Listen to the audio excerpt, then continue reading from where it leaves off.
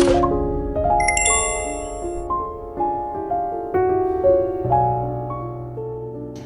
day to everyone.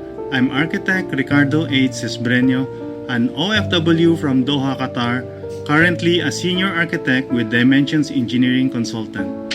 I have passion in architecture history and classical architecture. Welcome to Historia de Arquitectura. Today we will be talking about the Arch of Constantine and the rise of Christianity. The Arch of Constantine is the largest and best preserved triumphal arch in Rome. Standing strategically between the Colosseum and Palatine Hill, it marks a major turning point in history: the rise of Emperor Constantine the Great and the transition of the Roman Empire towards Christianity. Today, it is one of the most accessible and iconic landmarks in the Eternal City of Rome. The Arch of Constantine is a centerpiece of Roman tourism, drawing millions of tourists and visitors each year. Arch of Constantine, or the Arco di Costantino, is a triumphal arch in Rome dedicated to the Emperor Constantine the Great. The arch was commissioned by the Roman Senate to commemorate Constantine's victory over Maxentius at the Battle of the Milvian Bridge in AD 312. Situated between the Colosseum and the Palatine Hill, the arch spans the Via Triumphalis, the route taken by victorious military leaders when they entered the city in a triumphal procession. Dedicated in 315, it is the largest Roman triumphal arch constructed of brick-faced concrete covered in marble. The three-bay design with detached columns was first used for the Arch of Septimius Severus in the Roman Forum, which stands at the end of the Triumph route, and repeated in several other arches now lost. Though dedicated to Constantine, much of the sculptural decoration consists of reliefs and statues removed from earlier triumphal monuments dedicated to the good emperors of Rome, namely Trajan, Hadrian, and Marcus Aurelius. After Emperor Diocletian stepped down on May 1st, 305 AD, his successors began to struggle for the control of the Roman Empire almost immediately. That results to a tetrarchy civil war throughout the Roman Empire, resulting to Maxentius declaring himself as the Emperor of Rome in 306 AD. The civil wars of the Tetrarchy were a series of conflicts between the co-emperors of the Roman Empire, starting from 306 AD with the usurpation of Maxentius and the defeat of Severus, to the defeat of Licinius at the hands of Constantine in 324 AD. In the spring of 312, Constantine gathered an army of around 40,000 soldiers and decided to march towards Rome to oust Maxentius himself. 21 kilometers away from the Arch of Constantine in Rome is the Milvian Bridge. This was the location of the decisive battle between the forces of Constantine and the forces of Maxentius. The Milvian Bridge is an important route along the Tiber in the northern part of Rome. On the eve of the battle, the army was busy preparing for a battle after a long march when Constantine saw a vision. It was a cross of light above with the message, "In hoc signo vinces," meaning, "In this sign you shall conquer." Constantine ordered his men to use the cross symbol and mark their shields with a Christ symbol, which is the Chi-Rho. A Chi-Rho is a Christogram combination of two Greek letter of X as a symbol of Chi and P as a symbol of Rho combined together, meaning Christos. The next day, the two armies meet and clashed initially along the Tiber. Constantine is known as a brilliant and skillful general and a great tactician. He first launched his cavalry at the cavalry of Maxentius and broke them. Constantine's infantry then advanced. Most of Maxentius' troops fought well, but they began to be pushed back toward the Tiber River. Maxentius then decided to order a retreat, intending to make another stand at Rome. However, the only escape route was through the Milvian Bridge. Constantine's men inflicted heavy losses on the retreating army.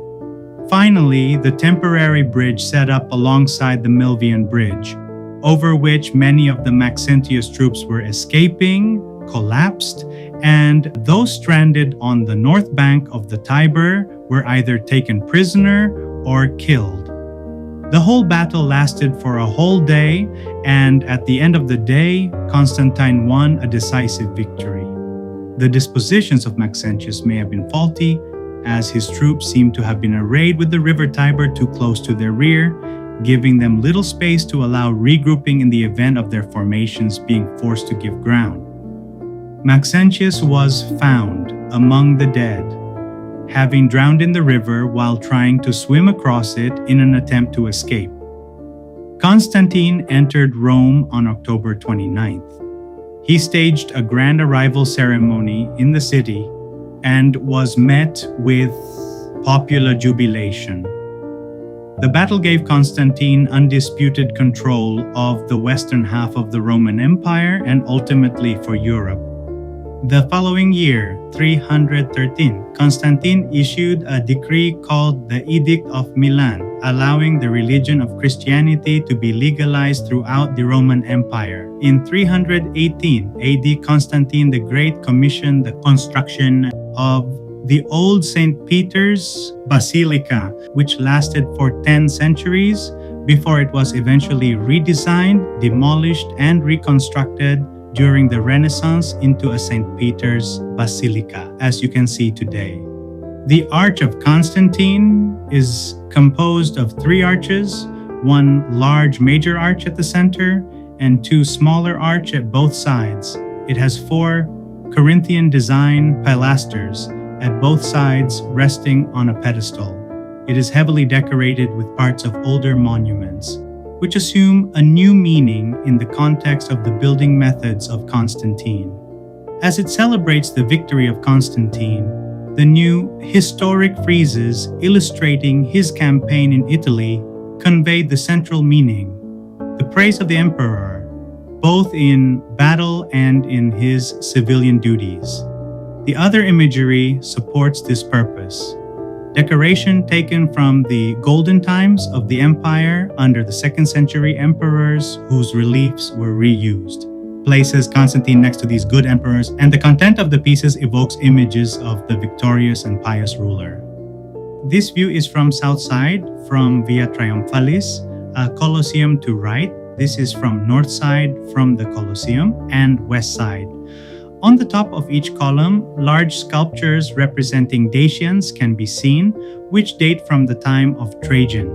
Dacia is a country that is what is known today as Romania. Above the central archway is the inscription, forming the most prominent portion of the attic and is identical on both sides of the arch. Flanking the inscription on both sides are 4 pairs of relief panels above the minor archways dated from the time of Marcus Aurelius. To the south side on the left are 2 relief panels. To the left is the presentation to the emperor, and to the right are the barbarian prisoners. To the right are 2 panels. To the left is Marcus Aurelius speaking to his soldiers, and to the right is a sacrifice probably before the battle. To the north side on the left are 2 relief panels. To the left is the arrival to Rome by Emperor Marcus Aurelius, and to the right is leaving Rome. To the right are 2 panels.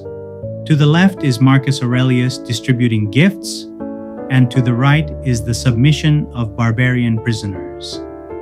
At the bottom of the relief panels, both sides are 4 pairs of round relief panels, directly above the minor archways dated from the time of Emperor Hadrian.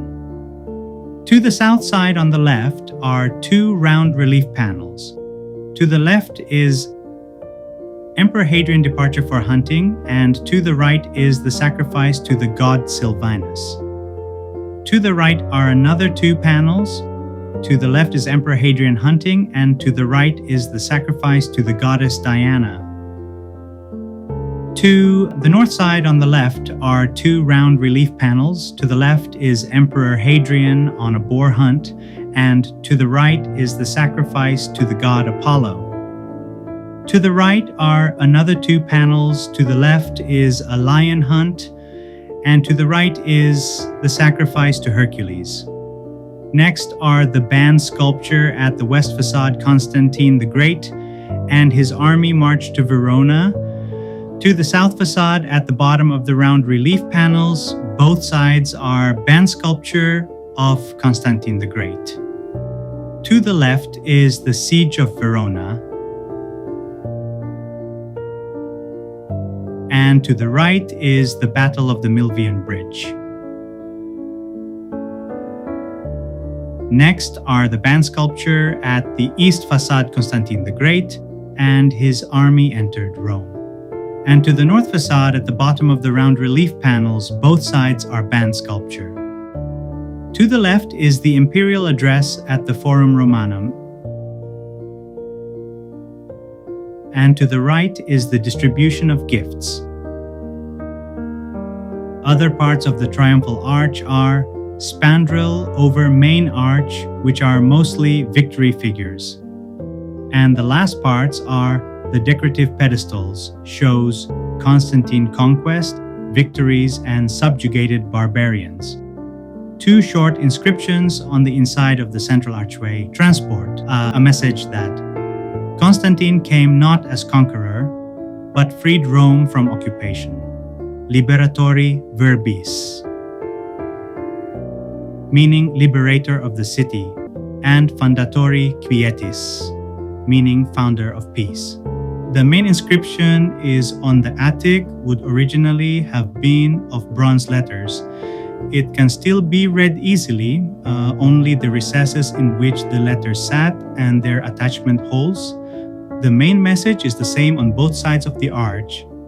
The first line above is IMP, which the abbreviation for emperor, then CAES, abbreviation for Caesar, then FL, again, abbreviation for Flavio, meaning an elevated Roman status or noble. And the last is the name Constantino Maximo, meaning the Constantine the Great.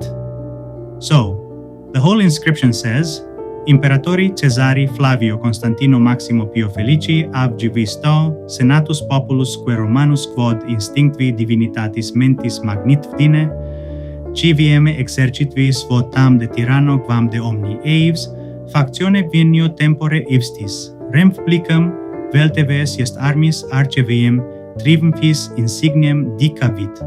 This long Latin inscription means, to the Emperor Caesar Flavius Constantine, the great, pious, and revered, guided by divine inspiration and greatness of his mind, has delivered the state from the tyrant and all of his followers at the same time. With his army and just force of arms, the Senate and Roman people of Rome dedicated this arch, decorated with triumphs.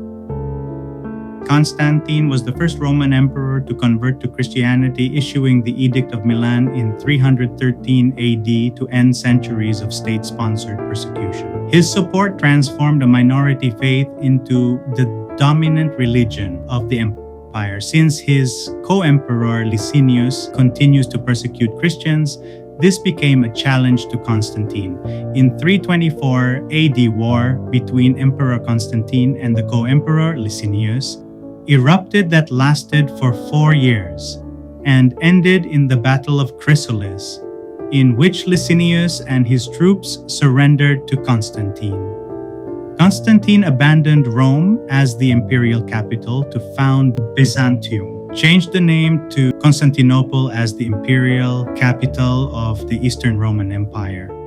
Constantine the Great was baptized in May 337 CE, just days before he died on May 22nd.